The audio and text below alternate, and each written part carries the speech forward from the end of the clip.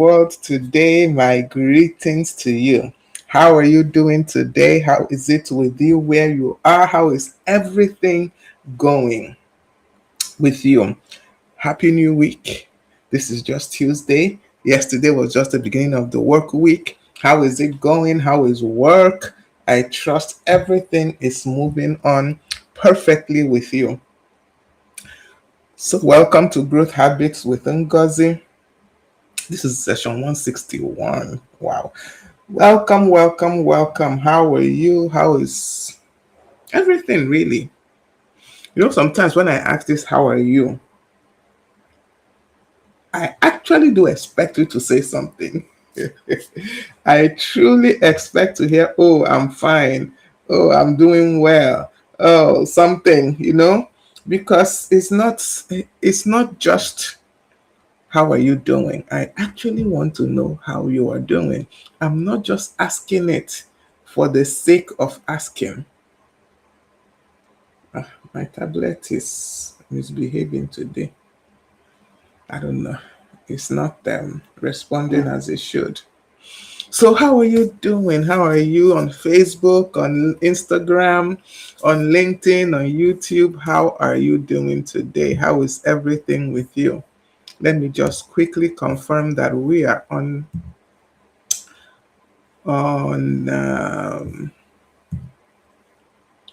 let it not be that we are not live and I'm here talking.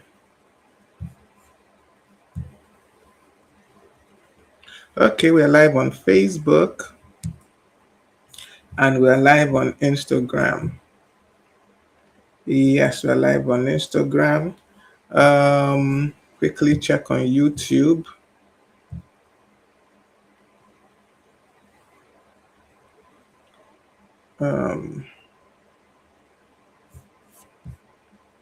Interesting. Okay, we are live on YouTube and LinkedIn. For a second, I couldn't see the live on YouTube. So, okay, and we're live on Instagram. LinkedIn. Okay, we are live where we should be live. So once again, how are you doing? Welcome to Growth Habits with Ngozi. I am your personal guide on this journey of growth. So, this is our second session in this new series that we started. And we're talking about seasons of life. Why is this misbehaving this morning? We're talking about seasons of life. That's what we are talking about in this month, seasons of life. And we started the first session by saying, knowing your seasons, why what worked before may not work now. That was what we talked about last week. My apologies that my tablet is really misbehaving. Anyway, I will go on. Our topic today, we're going to be talking about when life changes without your permission. When life changes without your permission. Remember that in this month, we're trying to help ourselves understand what season we're in and then respond wisely to that information. So it's not just to know what season you're in, but to respond wisely. Give me 1 minute. Everything just looks so blurry to me. I don't know. Let me clean my glasses a little. Maybe. Yeah.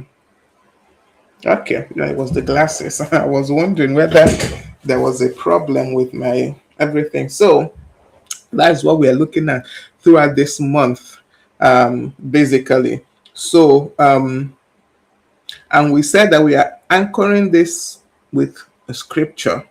Bear with me if you're not a Christian. And that is from Ecclesiastes chapter 3, verse 1. And it says, to everything there is a season and a time to every purpose under heaven. So everything has a season, everything has a time. And it is important that we understand the seasons that we are in so that we can respond wisely, so that we can move forward and not backwards, so that we can reap all the benefits of that season without too much drama. There will be some drama. There will be some stress, definitely. And we know that some seasons we plan for, you decided to change jobs. That's the season you're planning for. Or you're pregnant, so you're planning for the baby. You know you're going to have a baby. These are seasons we plan for. But there are some seasons that just show up. You lost the job. They didn't give you notice.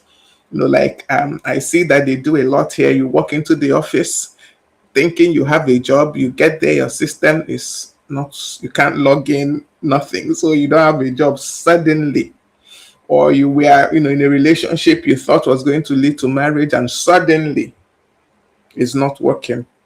Or a door, any kind of door, it can be any door of opportunity, suddenly closes. These are seasons we don't plan for. These are seasons we didn't expect to change. We were sure we were going to be in the previous season for a while. So that is what we want to talk about today, how to navigate that season that came upon you, suddenly, that you didn't plan for, that you didn't make any provision for. How do you respond when life takes you somewhere that you didn't choose? It happens to all of us. So how do you respond? How do you adapt? Those are the things we're going to talk about today. As I said, last week we talked about knowing your season and why what worked before may not work now. We talked about that, and we said that one of the most frustrating things that can happen to anyone is being in a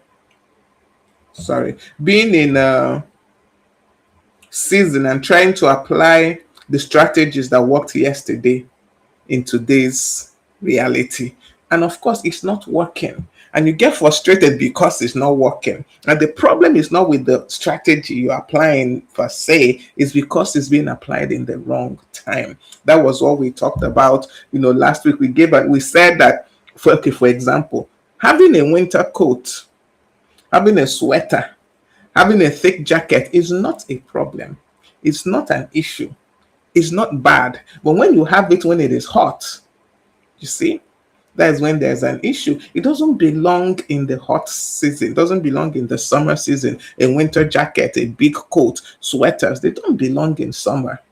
They belong in winter when it's cold, in the Hamatan season. For those of us in Nigeria, that's when those things become relevant. So when you begin to wear winter coat in the summer, you see something is wrong. Something is wrong. That was what we talked about last week. We said the things that worked before may not be working. I mean, because we have changed, because our environment has changed, our responsibilities have changed, the people around us have changed, the assignment may have actually changed. So these are the things we looked at last week.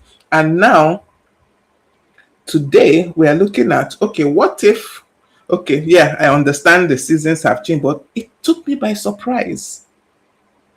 It took me by surprise. I didn't expect it. These are the things how we are going to talk about today. How do I now move forward? How do I deal in this situation where the season took me by surprise? Okay, so let me just define a few things quickly. One of the things is change. Change,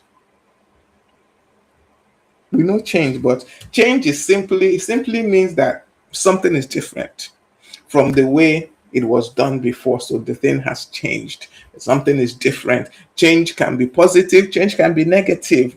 But change is basically always stressful, honestly. Whether the positive change, the negative change, it comes with a level of stress.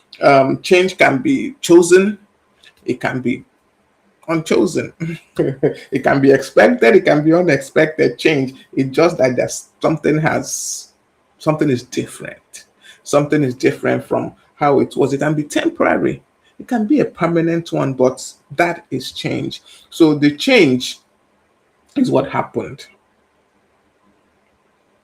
Now, after the change has happened, we should ordinarily go into a season of transition. a season of transition. And transition is like what happens inside you as you adjust to the change. Yeah, what happens inside you as you adjust to the change. Change is external, it has happened. Situation has changed, circumstances have changed, your environment has changed, the job has ended. That is change. Now, how do you adjust to no longer having a job? That is your season of transition. That is transition. um I don't know, the relationship has changed, has ended. That is your change. The situation is now different. The transition now is, how do you adjust? How do you adjust your expectations? How do you adjust your routines? How do you adjust your sense of the future? That is a transition.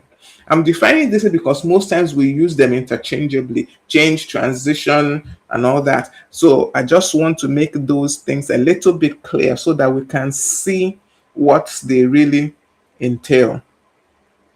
Um, then once you have transitioned, that is, the internal work has started, the next thing should be that you accept.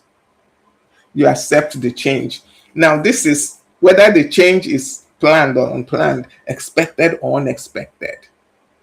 I know that today we are looking at the sudden changes, but generally, let's just look at these definitions. It will help us a lot.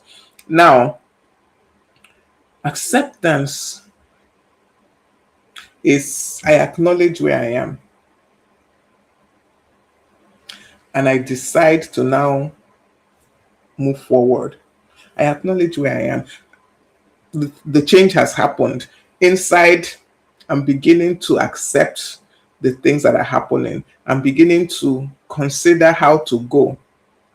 So this is now acceptance. So it means saying, this is where I am right now. I may not like it, but I will stop pretending it's not real. Because many of us, when change happens, yes, we might begin the transition, but we have not truly accepted that this change is real.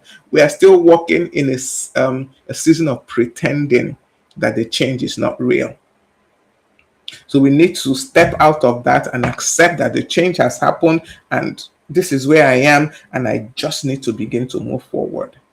This acceptance is very important. It's very key in our moving forward, especially when the change happens suddenly. If we're not able to accept it, we will not be able to move forward from it. We will not be able to move forward from it. So it's essential that we accept that change has happened and essential that we move forward from it. Charity, I can see you on Facebook. Thank you for joining me today. So now, as usual, I always give us a little bit of what science says about any topic that I want to talk about. So that is not as if I'm just being, because of course I always tell you what the Bible says too. So let it not be that I'm just being, biblical only. Science also talks about unexpected change. Science also talks about it. And no, normally our brain loves predictability. It loves being able to, anticipate what comes next. The brain loves that. But uncertainty happens. And when it happens, it requires some mental energy. It requires us to use our brain and kind of, like I said, figure out what next, know how to do. And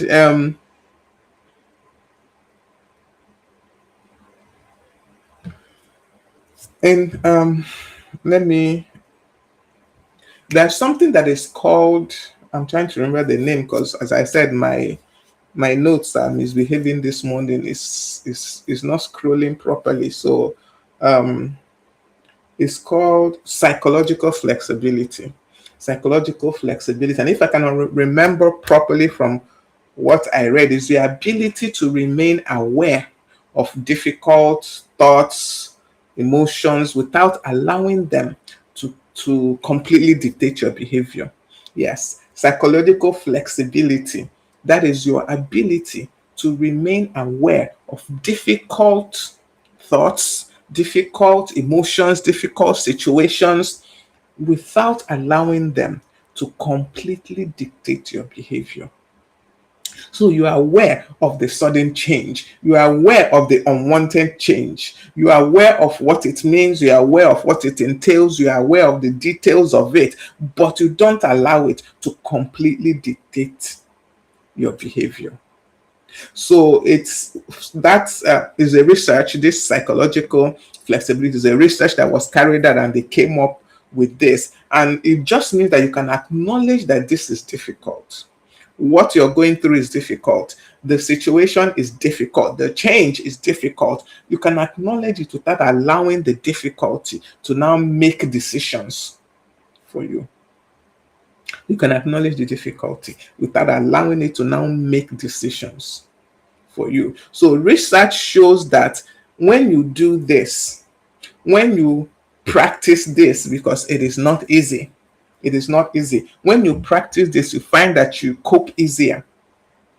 You train yourself to become more resilient when you practice this psychological flexibility, when you're able to allow yourself to acknowledge what is happening, accept the realness. It is real. The change is real. The season you're in is real. It is not fake.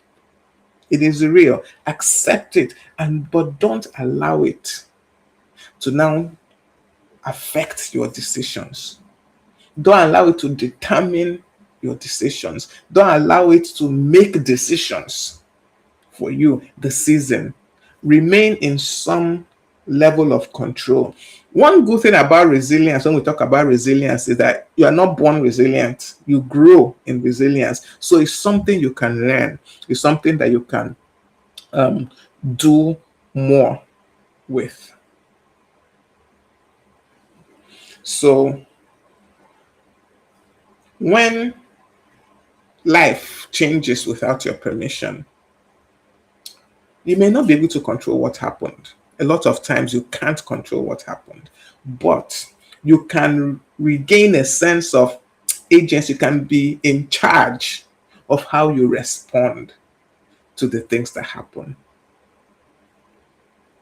One of the ways is to, like, in the midst of that uncertainty, in the midst of, that loss of control, because of course you didn't plan for this change to happen, you are able to identify the things within that situation that you can still control. That's one of the ways that will help you in this psychological flexibility, being able to recognize that yes, things have changed, and they changed without my permission. They changed without my permission. But even in the midst of this change, in the midst of this season that I don't have so much control over, there are still things that I can control.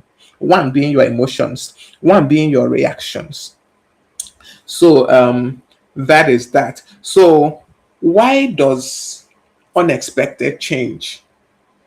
Why does it feel so difficult? Why is it so difficult? There are a couple of things that can affect the difficulty level of unexpected change, of sudden, when life changes without our permission. One is because we don't we don't only lose what was, we may lose what we thought would be. That's one of the reasons why it is so difficult. Because, I mean, yes, things have changed, and so you have lost something, but the possibility that you have also lost a future attached to that season, the previous season that changed, is one of the things that makes it difficult. It's one of the things that makes it that, so hard to adjust to these sudden changes, these unexpected changes. So it's not even some for some people, it's not losing the things in the past that's their problem. It's the future they feel they've also lost. The opportunities they feel that they've also lost because of this sudden change. But definitely, like I said, psychological flexibility The situation is difficult, the situation is hard, but you can control your reactions. You don't have to allow that difficult situation decide for you going forward. Okay, that is one. Another thing that makes it difficult, makes these seasons difficult, is because many times we confuse our own plans with God's purpose. Many times we confuse what is our plan with God's purpose. If your plans didn't work, does not mean that God's purposes have or is ended or have failed. It doesn't mean that you have failed. It just means that your plans did not work. That's why I think I've said, it was last month's session, I spoke so much about being able to understand who you are, who God has made you to be.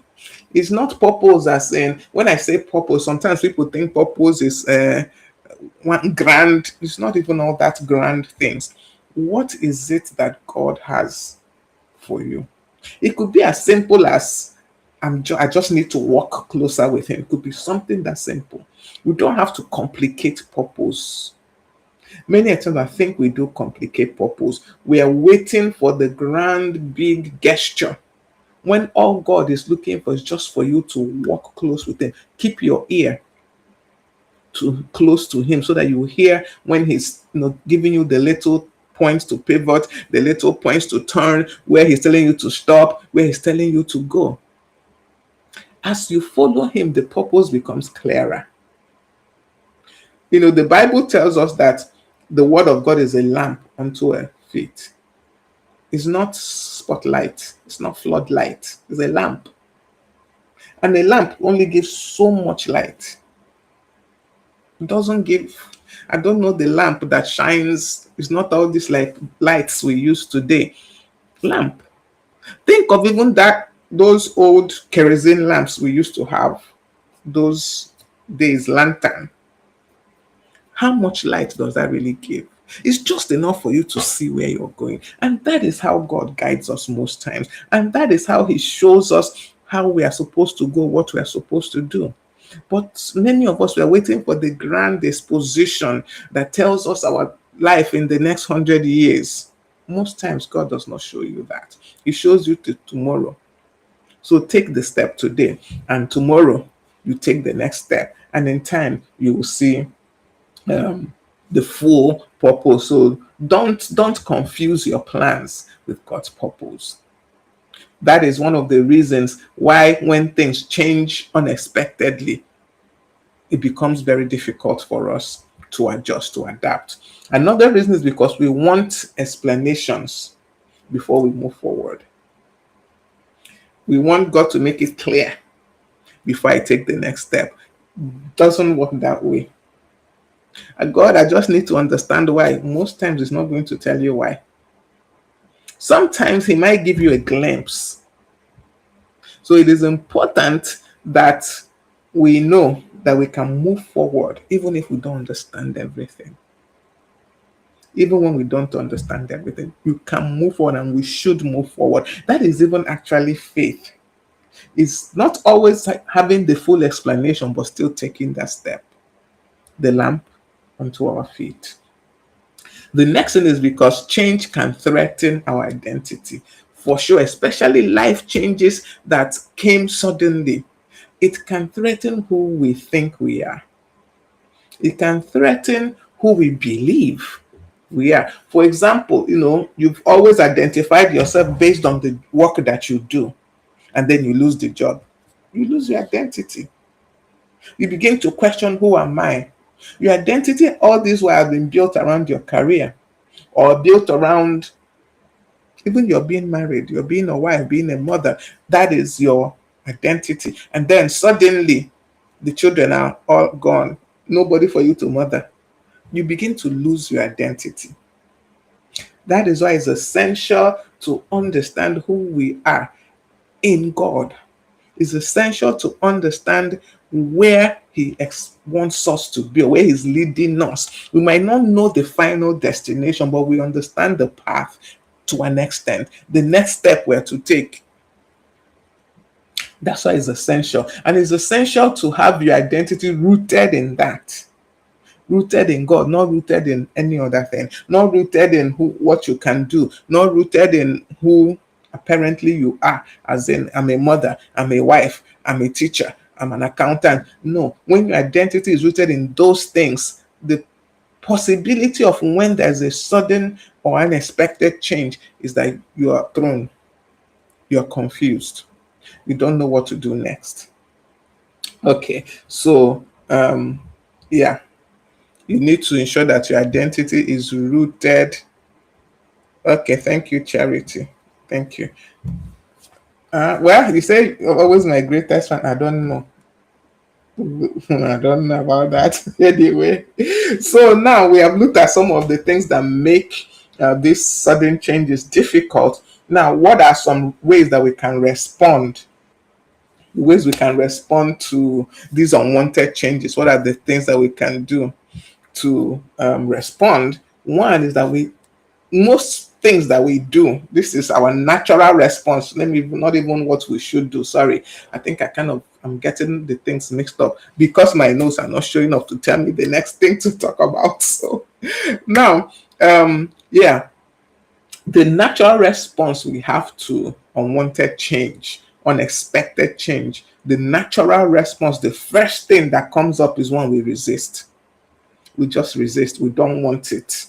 We say this should not be happening, this cannot be happening. It's okay. It's expected. It's a natural response. Doesn't mean it's a right response. Doesn't mean it's the one that will help you. Resistance doesn't always help you. But initial resistance is fine. It's prolonged resistance that is a problem. When you are prolonging the resistance to a reality, I mean, the change has happened, so this is the reality. You consume energy that you would have used maybe to build. So it's essential that we don't spend too much time resisting the change. The next thing is that we rush.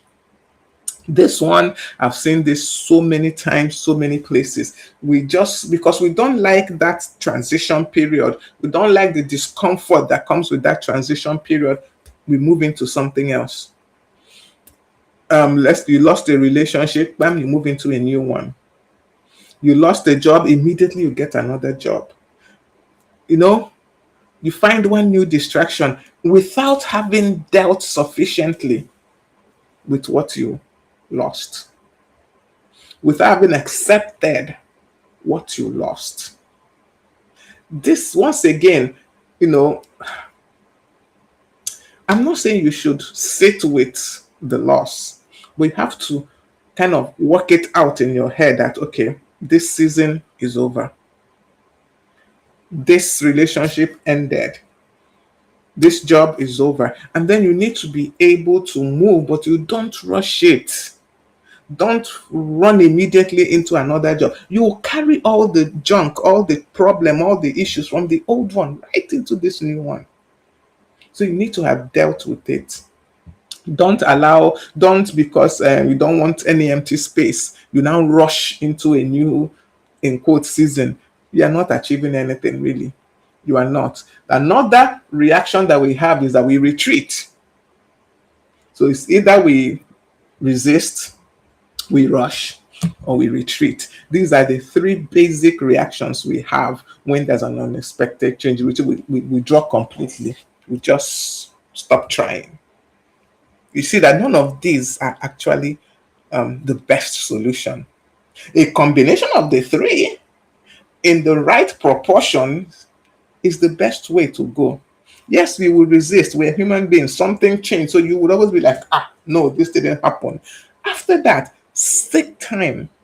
Sit with what happened. Sit with your feelings over what happened. And then move forward once you have dealt with them. Don't sit there. Don't remain there. And don't now withdraw and stop trying. You still try. You still move again. You try again. You make another attempt. So, how do we now respond When life changes without our permission, one, grieve what changed. Like I said, grieve it. Don't rush past what you feel. Grieve it. Acknowledge the disappointment. Name what has changed. Say it out loud. Give yourself permission to process it. Give yourself that permission. You can process what changed. Grieve it. But you don't remain here. This is the error many of us make, that we remain at this point of grieving and we don't now move forward. So, yes, grieve what happened, grieve what changed. It's expected, it's allowed, but don't remain here. Don't live permanently in this place of grief. Do not. Be ready to move forward. And you know that we truly can't heal what we refuse to acknowledge. So that is why we need to grieve the situation that has changed, but we cannot remain there. We can't permanently remain in grief. The second thing is recognize your present reality. Things have changed. Recognize the present reality. What is true now in my situation? What is true now in my circumstance? Not what I wish were true, what is actually true? What is the truth of my situation right now? Recognize your present reality. This is not you saying losing faith in God. No. But this is my present reality. It doesn't mean that this is my future, but this is my present reality. This is where I am. And then assess what is still within your control. I mentioned this earlier. In the midst of all that, that is changing, that is transforming, that is transitioning, there are still some things under your control. There are still some things that are within your control. Assess them, find them. What can I still influence in the midst of all this? What decisions are still mine to make in the midst of all this? Excuse me. Who can I ask for support? These are the things that are within our control. You might not be able to control everything, yes, once again, but there are some things that are under your control. Find them. They are the things that will anchor you, really. Excuse me. They are the things that will anchor you. So assess what is still under your control. Then choose your next step wisely. Not 10 steps, so not your next 5 steps, not even your next 2 steps. Choose your next step, your next wise step. Choose it and then move. Many times, the issue is that we are thinking too far ahead. We are trying to take 10 steps from the place of everything has changed. Everything is not as it used to be. This season is completely new, and I didn't choose this season. It was just thrust upon me. From that point, we now want to take 10 steps forward. No. Take only one step. Remember the example I gave us about what the Bible says about the word of God being a lamp to our feet. A lamp does not necessarily show the entire journey. It only shows enough for you to take your next step. So choose your next step wisely. You need to talk to someone, have that conversation. You need to ask for help, ask for help. If that's the next wise step, you need to rest. You need to start again, start again. You need to set boundaries, set the boundaries. Whatever that next step is, but take it one step at a time. Don't try to take 20 steps at a time. Then expect that God is still at work in you, in your story. Expect that God has not finished. Expect that there's still so much more that can come out from you. Expect it. Expect it. We know some situations are very, very painful, more painful than others. Some are very, very difficult. There's some of this unexpected change that happens to us. Some are very, very painful. Some are very unfair. I have to say, some are very, very unfair. And definitely, this is not what you have chosen most times. But none of this makes us to be beyond what God can redeem or what God can restore. It doesn't. No matter how difficult, no matter how painful, no matter how unfair, no matter whatever, it does not place us at a point where God cannot restore, God cannot redeem. It does not. It cannot. It is even impossible. So understand that God is still working. Expect Him to still work with you, with your story, with your situation, with your circumstance. Expect it. Don't live in the place where you keep asking, why did this happen? Don't live there. Truly, it's better and more freeing to ask, okay, God, what can you do with me from here? I'm already here. I'm already this in this situation. This situation has already damaged me. This thing that happened to me, it has happened. So what can you do with me from here? That is the for me, that is the next best step for you to take. Um Now, let me say this even as I begin to conclude this session. Don't make a permanent identity. Don't allow yourself to define yourself out of a temporary season. Don't allow that. Don't make a permanent identity out of a temporary season. Because most seasons, they are temporary. They are. Understand this. One of the dangers of difficult change, unexpected change, unplanned change, changes that happen without our permission. One of the dangers is that we begin to describe ourselves by that thing that happened. Don't fall into that trap. Don't allow it. You begin to say things like, I'm the person that was rejected. I'm the person whose business failed. I'm the one that was overlooked for whatever it was, whatever. I'm the one whose plans didn't work. You are not that person. Yes, your plans didn't work. Yes, you were overlooked. Yes, the business failed. Yes, you may have been rejected, but you are not that person. That experience, an experience that you had, that experience is something that you went through. It does not become the complete definition of you. Don't allow it to be the complete definition of who you are. It is not. It cannot be. But if you make it, it becomes.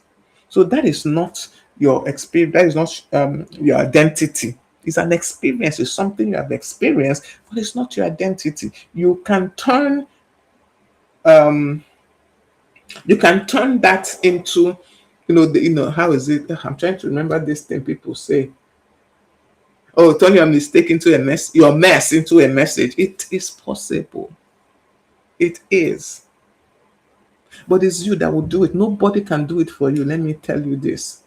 As I speak to you, I speak to myself. Nobody can do it for you. You have got to tell yourself that this is just an experience. It is not who I am. And the more you tell yourself, the more you believe it. So, having said this, now in trying to work these things out when life changes, without your permission, don't spend too much time asking yourself, how do I get things back? How do I? No, there's no need to get things back. You just need to move forward. You need to find who you are to become and then pursue that. Pursue that. Okay, with that, we've come to the end of this session, but I would like us to ask ourselves. There's 4 questions I wrote. I just hope this will open. Oh, praise the Lord. All right, so there are 4 questions that I would want us to ask ourselves this week as we're going through this week. 1, what has changed that I did not choose in my life? What has changed that I did not choose? 2, what am I still resisting about this new reality? This change that has happened, this position that I have found myself in, what am I still resisting about it? Then what is still within my control?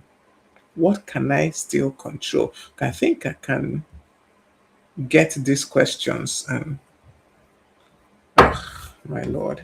I think I can put these questions up. Okay. Lord. Okay, yes. Like I said, my notes is for some reason just hanging. So I'm not able to scroll as I would love to. So anything that I did not remember is gone. Oh, I don't like how this posted here. Let me try and see how it looks on Facebook. Okay, I see so many people on Facebook. Thank you for joining me. I was not looking there. Okay, so this week I want you to take a piece of paper and answer these 4 questions. I've posted it on Facebook. Let me post it on Instagram also. I'm seeing my coach of life on Instagram. Thank you so much for joining me, sir. Thank you.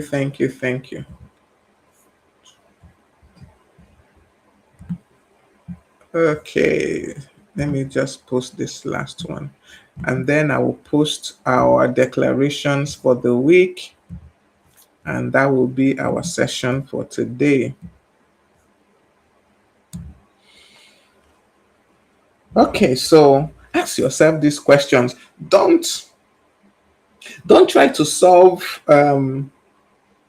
your entire life like in one sitting. Just identify your next wise step as you consider these questions, as you look at these things.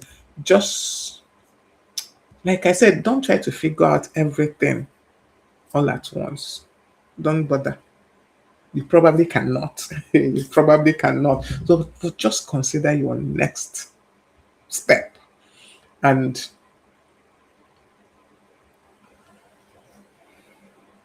don't expect too many dramatic changes. Honestly, sometimes we're also expecting everything will just change because no. Just take it one step at a time. Take one win at a time. Acknowledge one victory at a time. And from there, you will find that you will make some quick progress when life changes without your permission. When things go how they like and not how you like. And with that, okay, let me put up our declaration for the week. With that, I've come to the end of this session. Yeah, let me put our declaration for this week. Please, once again, declare them out loud. Declare them out loud. Don't just say them in your head, really. Because when we say things out loud, it has a way of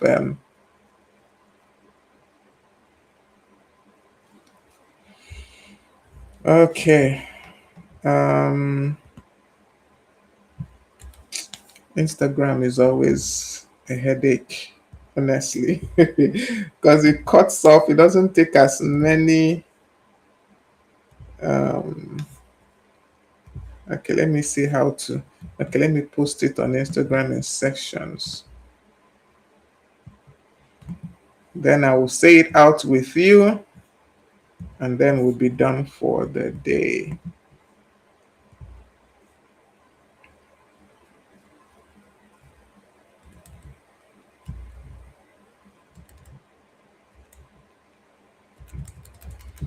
Ah,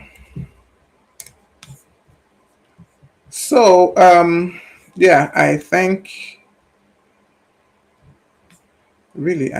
each and every one of us for joining me this beautiful day on growth habits. Remember to make today and every day count. Be valuable in all that you do and ensure that you're growing. Ensure that you are growing in all things. I want to believe that we learned one or two things in this session today. Please share with me comments. What did you learn? What will you apply? Did this speak to you? Did this help you? I am waiting to hear from you. Thank you all once again for joining me. Those that joined live, those that joined, watch the replay. Thank you. Thank you so much. I appreciate your time. I do not take it for granted that you join me every Tuesday. Yes. Okay. Okay. I see you, Uzo. I see you, Onobi and Charity. Thank you for joining me on Facebook. And so, with that, we come to the end of this session of Growth Habits with Ngozi. Remember that I'm your personal guide on this journey of growth. As I say, I am your personal guide because I do go on the journey with you. I don't just tell you what to do. I go on that journey. Our next session, we're going to be talking about the courage to begin again. The courage to begin again. That is what we are going to be talking about next week, Tuesday, right here. The time remains 12 noon Nigerian time. We're on Facebook, Instagram, LinkedIn, YouTube, live. And remember, as I posted last time, you can get any of my books. They are on Amazon, they're on Seller. Get any of them. They will bless you, they will help you. And also, subscribe to my Facebook. Yes, subscribe. And you will be receiving some content that other people do not receive. Thank you all so much for joining me this afternoon. And do have a lovely, lovely day. See you next week, Tuesday. Bye.